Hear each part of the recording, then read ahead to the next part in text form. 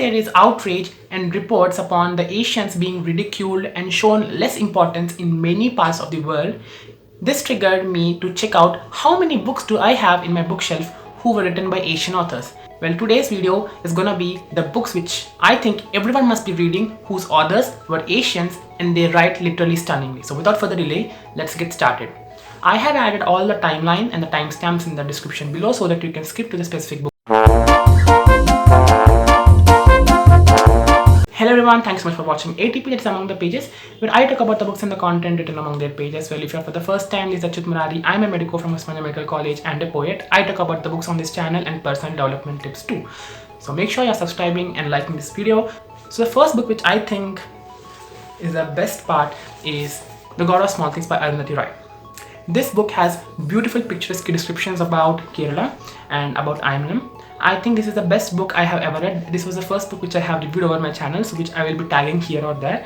And this book speaks about the story of Rahel and Estefan, who are twins, and how their lives have been changed when they find out that their mother has fallen in love with a person called Velutha, who is from a lower caste person. So this book grasps all the different sorts of mentalities, things, values, and even sceneries of the village called Ayamanam, which is not from Kerala. So I think this was the winner of 1997 Booker Prize too, and of course this is gonna be the best read if at all you're beginning with literature of Asia, because India has played a crucial role in the Asiatic literature, and this is the best book out of them. While I will be speaking about India, then there comes the next superhero, and that is none other than Khaled Housseini's The Kite Runner. Well, I won't speak much about this because I have made separate 3 videos, that is a review and 2 videos upon the summary of this Kite Runner. So make sure you are checking out them. The links are in the description below, or I will be tagging them here or there. And coming to these aspects, I would be certainly ridiculed if I would forget the most influential and the most famous writer, that is Haruki Murakami's Norwegian Wood or Kafka on the Shore. Pretty much I haven't read all the books set by Haruki Murakami. The books out of which I have read, my personal favorites were Kafka on the Shore and Norwegian Woods, which obviously is the most commonest opinion. Well, I think if at all you're beginning with Haruki Murakami, whose videos I'll be making separately, I pretty much think that you need to be starting with Kafka on the Shore is my personal opinion. If you want to start with books of Haruki Murakami, unless please don't start with Sputnik Sweetheart, because that has been huge disaster upon me. I did not like the book at all because it's so lagging and it takes a million years to end that book once in a go. So I think if at all you want to start anything from Haruki Murakami, I would suggest Kafka on the Shore. Though it's a huge book, I pretty much recommend it to be starting book if at all you want to start with Haruki Murakami.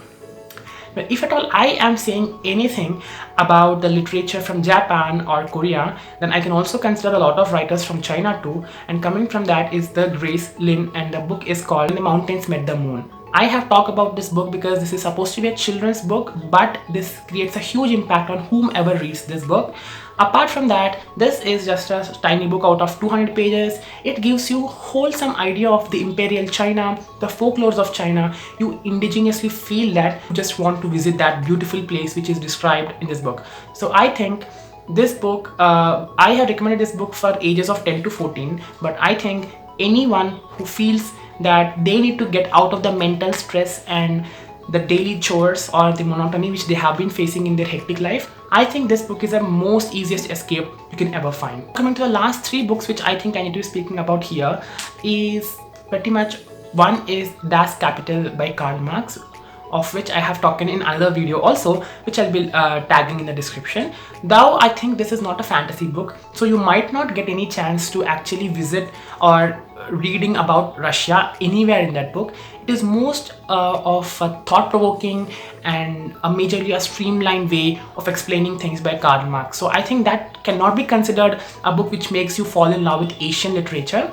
But somehow I feel the book he named me Malala by Malala Yousafzai, who was the Nobel Peace Prize winner from Pakistan, is little nearer to what you have imagined about Asian culture or about the scenery of or the beauty of Pakistan, India, or any of the Asiatic countries. This book has the chronicles of, it's a small biography of Malala herself and how she had to face the Taliban's. So this book thou brings tears in your eyes. It also gives you humongous information and humongous interest and enthusiasm to study more, to let others study. I feel this book also has a lot of content about Pakistan, the landscapes, the beauty of it, the culture of this country, and a beautiful content of each per point of views about how this beautiful country actually is. So I think this book can be considered. The last book which I think I'm be putting is, of course, I cannot skip her, that is Sudha Murthy. Srimati Sudha Murthy has been the greatest author from India who has influenced me right from the first book which I have. And this book is called The Magic of the Lost Temple. This is the first book which introduced me to Sudha Murthy ji. The 3000 Stitches, how I taught my grandmother to read. All these books are way better than this, but I somehow feel this book introduced me to Sudha Murthy's writings. And this book has a lot of relationships between grandmother and grandchild, how beautiful the summer vacations actually are, what is the curiosity of a child to know the world. So all these aspects are clearly described in this small set of book. So I think this is going to be a greatest read if at all you try to read it. And this is going to be a super simple language because she writes which is most easily understandable, of course. So this makes this book on this list. So that's all, guys. These were 7 books, typically 8 books I have read and I think must be read by everyone in order to fall in love with Asian literature. I might not have read many books, so if at all you have read any books which I haven't spoken about in this video, don't forget to comment them below so that I can know them more or I can read them and indeed fall in love with Asian literature. Don't forget to subscribe or like my channel. Till the next video, bye bye.